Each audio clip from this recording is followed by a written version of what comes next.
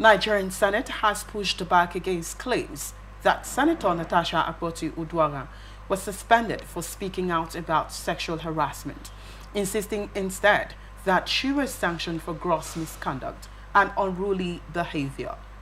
This response was delivered at the Interparliamentary Union (IPU) on Wednesday by Kafilat Ubara, chairperson of the House Committee on Women Affairs and Social Development. Obara dismissed Akpoti-Uduaghan's allegation made during a United Nations event that a suspension was likened to accusations against Senate President Godswill Akpabio.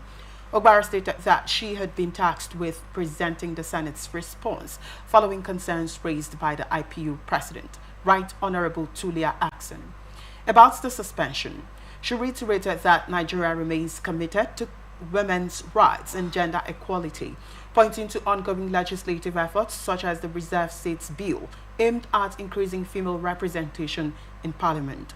Reading from a position paper authored by Senate leader Opeyemi Bamidele, Obara made it clear that the Senate would not tolerate what it described as deliberate misinformation. Senator Natasha Akpoti-Uduaghan was suspended for gross misconduct and unruly behavior, not as a result of allegations of sexual harassment or assault. The statement read, the Senate's leader further emphasized, let it be unequivocally stated that Senator Uduaghan was suspended solely for her persistent act of misconduct and disregard for the Senate's standing orders.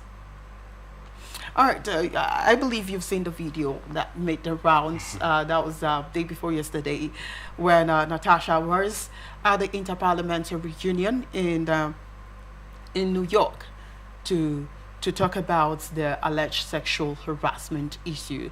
Let me get your take on this. Already, she's saying that her being, suspended from the National Assembly is due to allegations of sexual harassment by the Senate President. And here is. Well, when she said that, the president of the Interparliamentary Union said that they would have to hear from both parties. Now, the other party, that's for the Senate, have come up to say that she was suspended due to I'm trying to get the words now. She was suspended due to unruly behavior that she displayed at the Senate and not adhering to the Senate's rules and regulations. That was why she was suspended. I'd like to get your take on this one. Thank you. This whole thing started when her seat in the National Assembly, that is at the Senate in particular, was changed. So for her, at plenary, she went back to that seat that was known to be her seat before it was changed to another seat. The whole thing started, without her notice. You understand, without her notice. So with that, it's generated to what we are hearing today about the sexual harassment and all of that.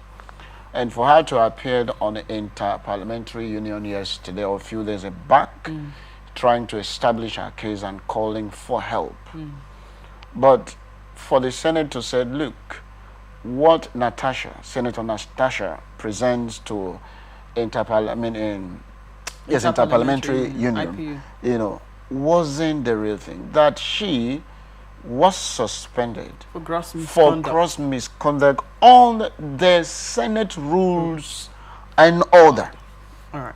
So which means that the other issue about sexual harassment is something that is, you understand, that is still pending. And not only because it's still pending, it's also mean that it is an individual thing. But for me, it is not an individual thing because it has indulged as the Senate, who is an institution, a serious institution of governance for that matter. And so for me, from the day one when this matter started, I said, the best thing they should have done is to give that fair hearing to Senator Natasha. Hear from her. What is it? You cannot shave a man's head in his absence. Well, on another side, you the thing understand? again is that, well, they were saying that she didn't adhere to the rules, that the red books, is it section 6.1 and section 6.2 of the red book in the chamber. that she didn't listen to, she didn't adhere to the instructions, which already the book gave the president that power, that authority to designate a seat to anyone in the Senate House. Then that she would have listened to the instruction given by the Senate president, get to her seat. From there, that every other matter that she wanted to say would have been said. But then she kept on, according to what they are saying, that she kept on, you know, raining insults, saying so many things, defamatory things to the Senate president. And that was why she was called upon to the Disciplinary and Ethics Committee to face disciplinary action. That if she had taken that steps, probably her allegations whatsoever would have been entertained and also would have been looked into. I think that's the word. Okay. Now, you know, you've just tried to dissect on the matter as well. All right. The thing is this. You change her seats in the hollow chamber. Which he is right. Good. I am not saying changing of seats is wrong for the leadership of the Senate to do that. No. This matter, I want to be issue-based while dissecting on it. Now, but before you do that, please, this person, if the person inquired to know, why is my seat changed? It is also the right of that person to know, look, at one point in time or the other, the seat of honorable members of this hollow chamber can be changed. Fine and good. But look, we should not allow things to get out of hand before we apply the needful in settling such things. All right, that's the more reason. Yes. That's the more reason we are saying that she would have taken that seat that was designated to her. Then from there, she could have aired her feelings. Because from what some of the senators were saying, that they pleaded with her to adhere to the instructions. Then air her grievances later on while she was seated on the seat that was designated to her. But she refused. Okay. Now, you see, like I said, I'm looking at this matter practically on what the issue is. Okay. All right. But at the same time, they have their rules. They have their regulations. What regulate each senator's activity, how you behave yourself while at plenary or while conducting your decision. But my essence is this: if somebody has a simple question, why my seat was relocated, it behoves on the leadership of the Senate to say, fine, this is our routine responsibility, but please, we want you to adhere to this. That would have downed this tension. I am not supporting Natasha or supporting the leadership of the Senate, but sometimes as a responsible leadership who listens to your subjects, if you want the right thing to be done, it's okay. We did not let you know at first that, look, we have relocated your seat, but this is the routine of this Senate. Now that you've known, please kindly go there. For me, that would have downed the tension than, you know, rebuffing her, behaving as if it is your sole responsible right to do what you did. For me, you know, this matter has degenerated from house rule to sexual harassment to the international community and so on and so forth. And this is not, you know, this is not shading Nigeria in the good light. This is in a kind of way rubbing mud on Nigerians, because we're talking about the Senate, the most powerful institution in Nigeria, and then we are having issues such as this. Again, she didn't you know, went to the Inter-Parliamentary Union with the issue of seat designation, but then she went there with the issue of sexual harassment, that she was silenced when she was trying to talk about the issue of sexual harassment and all of that in the Inter-Parliamentary Union. Again, what would you make of that? No, you see, Victor, when you look at the whole thing, it started from the designated of seats. From there, it generates to sexual harassment, yes, and so on and so forth. But for me, as a responsible leadership, if they were to take, you know, cognizance of what their duties are as responsible respected institution of Federal Republic of Nigeria. From that onset, I believe this matter would have been settled without generating to the rancor that we are experiencing at the moment. All right. Then the second part of it was a sexual harassment. Because I listened to what Natasha was saying from that first day. All right. You understand? Concerning the whole thing. The issue of sexual harassment was not inclusive.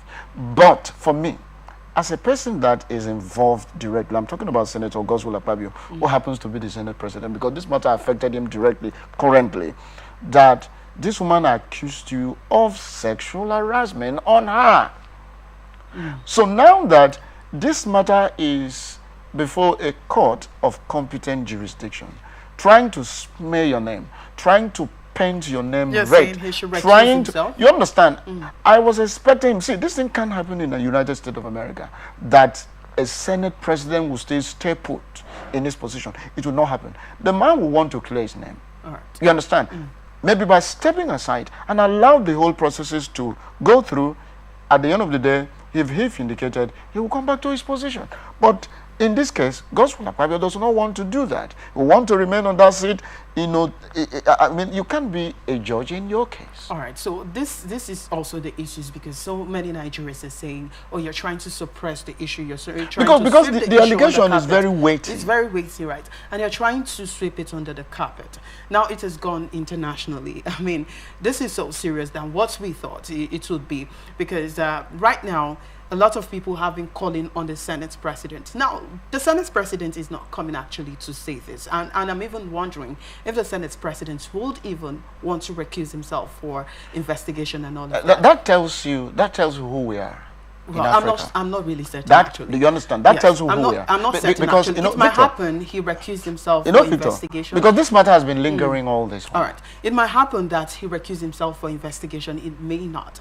But the issue is, there have been pleas from various well-meaning Nigerians that the Senate President should recuse himself for investigations and then, you know, show himself, you know, guilty-free, that he's not in any way what she is alleging that he is. So I think it will be really nice for Nigerians to see the Senate President recuse himself and subject himself for further investigations right now. But the thing is, we are not seeing that happening here. We are only seeing some people from the Senate coming to say that, okay, Natasha was suspended due to gross misconduct and unruly behavior in the Senate. Okay, now whether Natasha is suspended from the Senate or not, all right. But the matter here is that our Senate President has been indicted of sexual harassment, okay, which is very weighty here. For him to clear his name, for him to know that, they said a lion is not afraid of the jungle, because that is where the lion grows from. That is where he's from. So in this matter, if you are sure, you are 100% sure that, look, this allegation leveled against you by a fellow senator is what you haven't done at all. So why are you worrying yourself? So my own take on this matter, even from the one which I'm still standing on it, is that, look, the Senate President, your position is very highly exalted position that, you know, goes with a lot of respect. For this matter, for this allegation to be leveled against your office as a Senate President, for me, the right thing you should have done is to step aside and allow the due process to, you know, to go through this matter, so that at the end of the day, if you are vindicated, look, this matter, I mean, the senator in question will be dealt with according to the law, than allowing yourself to be dragging through this process. It is not good with an institution such like the Senate. All right.